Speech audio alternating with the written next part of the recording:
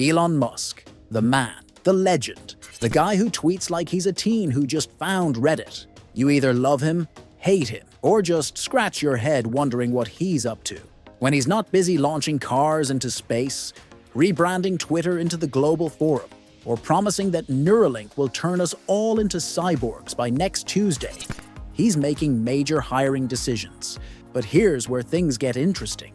As his empire grows, Tesla, SpaceX, Starlink, the Boring Company, and whatever other futuristic project he's cooking up, Musk has been making a surprising move.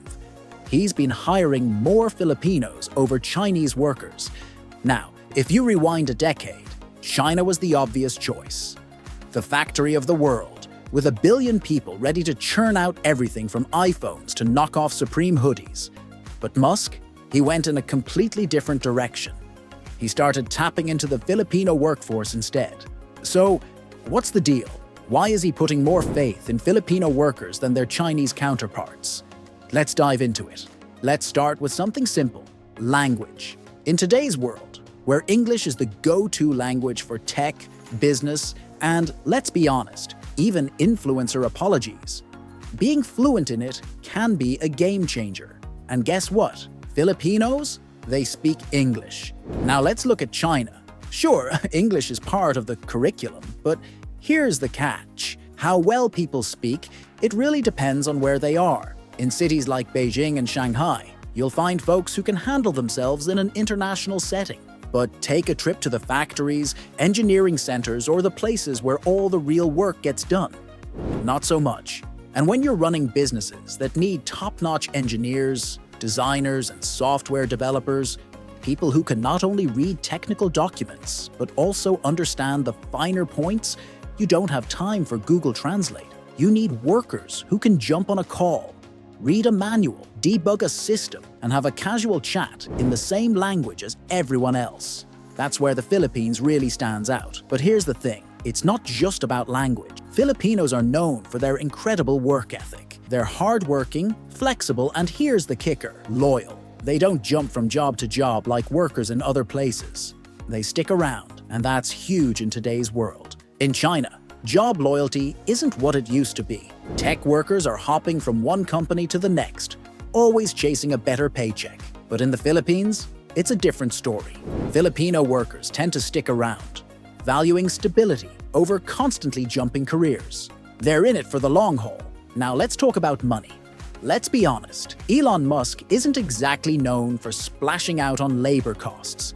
This is the guy who sees working 80 hours a week as a badge of honor, not a burden. And while China used to be the sweet spot for affordable, skilled labor, things have shifted. Wages there have been creeping up year after year, and the cost of living in major cities has skyrocketed. Suddenly, paying workers in Shanghai isn't quite as budget-friendly as it used to be.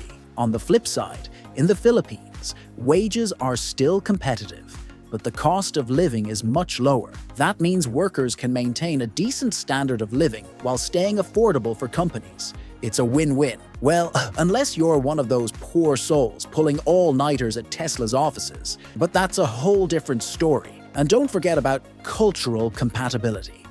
Filipinos have been working for Western companies for decades now, whether it's in call centers, IT, engineering, or even nursing. They know how to navigate Western business culture, how to communicate with clients from the US, Europe, and Australia, and they're no strangers to working with multinational teams. So, it's not just about the skills, it's about the mindset too. This means fewer communication breakdowns, less need for cultural sensitivity training, and just a smoother, more efficient workflow overall. Compare that to China, where the corporate culture is way more hierarchical, rigid, and, let's be real, not exactly known for its transparency. Elon Musk, he's all about speed, disruption, and expecting his team to keep up without missing a beat. But there's one more factor people don't often mention: geopolitics. Right now, China and the US aren't exactly on the best terms. With trade wars, tech export restrictions, and government crackdowns, it's becoming tougher for American companies to rely on Chinese labor. Musk might not play by the usual political playbook, But even he knows when it's time to cover his bases. Putting all your eggs in one basket, especially when that basket is caught up in constant political tension with your own country, is a risky move. So when you add it all up, English fluency, strong work ethic, affordability, cultural alignment, and geopolitical stability, it's pretty clear why Musk's been shifting his focus. Now, does this mean Tesla and SpaceX are about to open massive offices in Manila tomorrow? Probably not. But the shift is happening, and it's a smart one, and it's becoming more and more obvious. The Philippines isn't just a hub for customer service jobs anymore. This place is fast becoming a powerhouse in tech, engineering, and global innovation. And if Elon Musk, the visionary who made electric cars a cool thing, launched a flamethrower just for fun, and is aiming to make life on Mars a reality, is turning to Filipino talent, you can bet your bottom dollar that others will follow suit. So to the future engineers, developers, and rocket scientists of the Philippines, brace yourselves. The world is starting to notice, and it's only going to get bigger from here. And then there's the adaptability. This is exactly what companies like Tesla, SpaceX, and Starlink need. When you're at the cutting edge of technology, being able to think on your feet, learn new things quickly, and jump into any task that needs doing is invaluable. It's the reason why so many global companies are turning their eyes toward the Philippines. The workforce here isn't just educated, it's eager, and that's a combo that can't be beat. The Philippines is strategically positioned to sync up with teams in the US, Europe, and Australia without breaking a sweat. Need a 24/7 operation? No problem. Want support that doesn't clock out when your office shuts down? You got it. The ability to juggle different time zones without it becoming a logistical nightmare is one of the reasons call centers exploded here.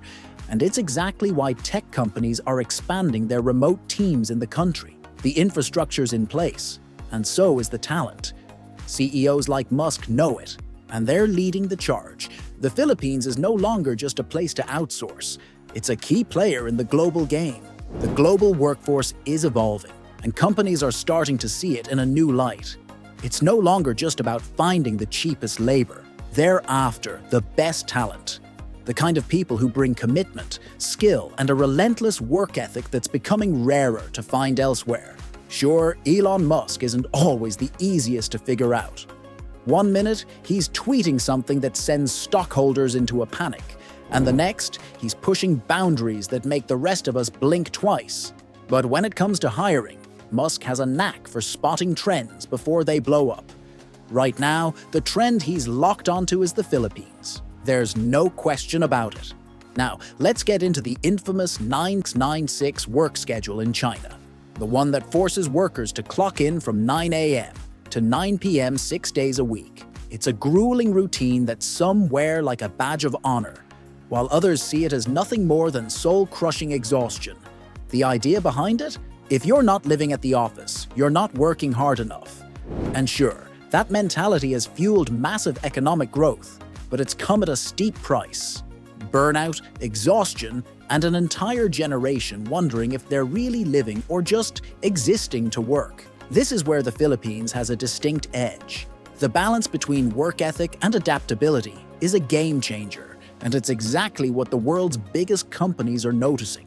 The truth is, there's a growing wave of younger Chinese workers pushing back against the system. Movements like lying flat and let it rot have been gaining traction as workers start rejecting the constant grind. They're stepping away from careers that demand too much, questioning the idea of climbing to the top when, frankly, there's nothing up there worth sacrificing everything for.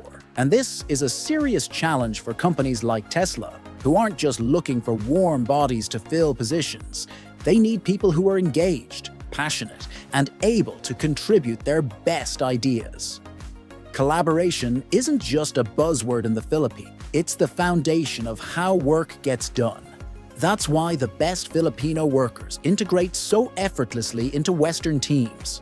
They're comfortable in environments where ideas flow freely, where feedback is not only accepted, but expected. They thrive in places where cooperation is key to success. Now, I'm not saying Chinese workers don't have world-class talent. They absolutely do. The issue isn't with ability, it's with the system. The environment they're in doesn't encourage individual initiative or reward creativity in the same way. It's a system designed to produce results, but not necessarily innovators. But today, companies need more than just technical skills.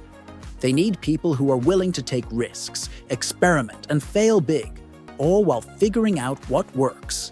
They need workers who are emotionally intelligent, adaptable to different cultures, and able to thrive in fast-paced, constantly changing environments. Elon Musk doesn't just build companies, he builds revolutions. He's made electric cars a reality, created rockets that don't need NASA, and launched a satellite internet network that doesn't rely on telecom giants. He's looking for the kind of people who can turn those revolutions into the future. And those people, they're already in the Philippines. This guy doesn't think small. When it comes to making hiring decisions, it's not just about filling positions. It's about strategically positioning his empire for long-term success. He's always on the lookout for the perfect blend of talent, efficiency, and cost-effectiveness. Then there's the education angle.